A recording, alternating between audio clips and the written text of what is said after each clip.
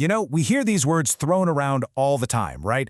Theft, extortion, robbery. They sound kind of similar, but in the eyes of the law, believe me, they are worlds apart. So today, we're going to break down exactly what separates them under India's brand new criminal code, the Bharatiya Nyaya Sanhita.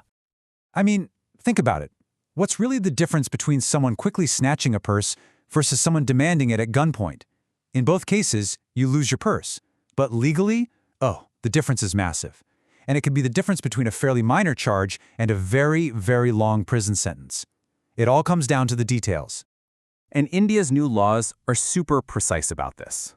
To really get it, you got to think of it like building a house. You have to start with a solid foundation. And for these crimes, the foundation, the starting point for everything, is theft. Once you really understand theft, the other pieces, extortion and robbery, they just click right into place. So let's lay down that first block. Theft, or chori.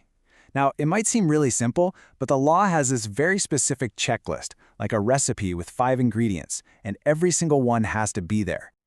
Okay, the absolute keyword here is moving. Get this, under the law, the crime of theft is actually complete the very second an item is moved with a dishonest intention. Even if it's just a tiny little bit, the thief doesn't even have to get away with it. And here is that 5-part checklist I mentioned. For an act to legally be called theft, all 5 of these things have to happen.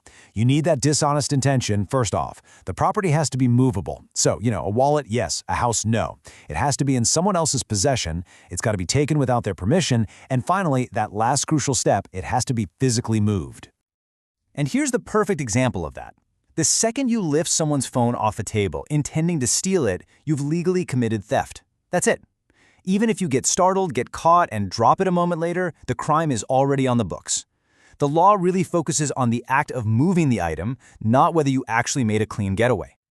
All right, so we've got our foundation of theft nice and solid. Now let's add a second, much more sinister block on top of it: fear. This is the element that transforms a simple property crime into extortion, or udyapan. This right here is the absolute core difference. With theft, the criminal is the one doing the action. They are actively taking something from you. But with extortion, the whole dynamic flips. The criminal uses fear to force you to be the one who hands over the property. It's the difference between taking and a coerced giving. So how does that actually work? Well, it's all about the threat of harm. And notice this key detail. The threat can be against the victim or others. So it's extortion, whether the threat is against you directly or against someone you care about, like your child or your spouse. As long as that fear is the reason you give up the property, that's extortion. This is just a classic and frankly a chilling example. The criminal doesn't even have to be there to take anything. They just use the threat of future harm to someone you love to make you deliver the money. In this case, the fear itself is the weapon. Now here's a super important distinction. Remember how with theft, the crime was complete the moment the item was moved?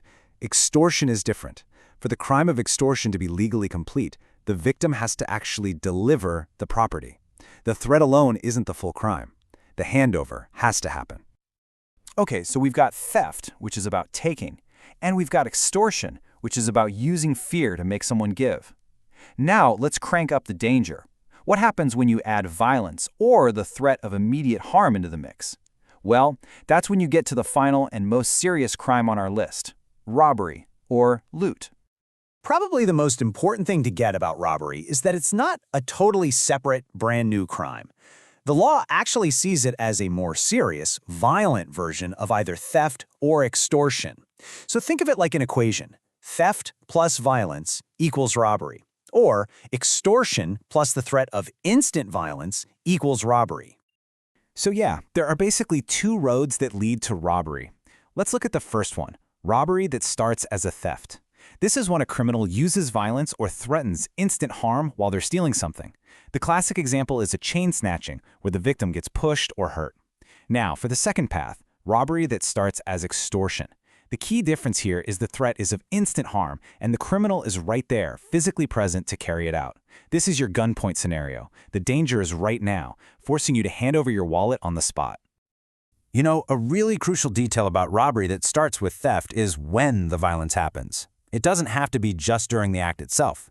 It could happen before, like attacking a security guard to get to a safe. It could be during, like hitting someone while snatching their necklace. Or it can even happen after, like assaulting the owner while trying to escape. The law links the theft and the violence together as one single crime of robbery. Okay, so we've just gone through some pretty specific, kind of technical legal definitions. And you might be sitting there wondering, why does any of this really matter? Why split hairs over these things? Well, it matters a whole lot. The difference between being charged with theft versus being charged with robbery can be absolutely life-altering. We're talking about the difference between a few years in prison versus a decade or even more. These legal lines are how our justice system measures the level of harm and decides on a punishment that fits the crime. A pickpocket is just not the same as an armed robber, and the law has to reflect that. So, the next time you see a headline about a robbery or a theft, you'll have this new lens to see it through. You can ask yourself the right questions. Was there violence? Was the threat immediate? Was the property taken, or was it given out of fear? You now understand the legal building blocks that separate these incredibly serious crimes.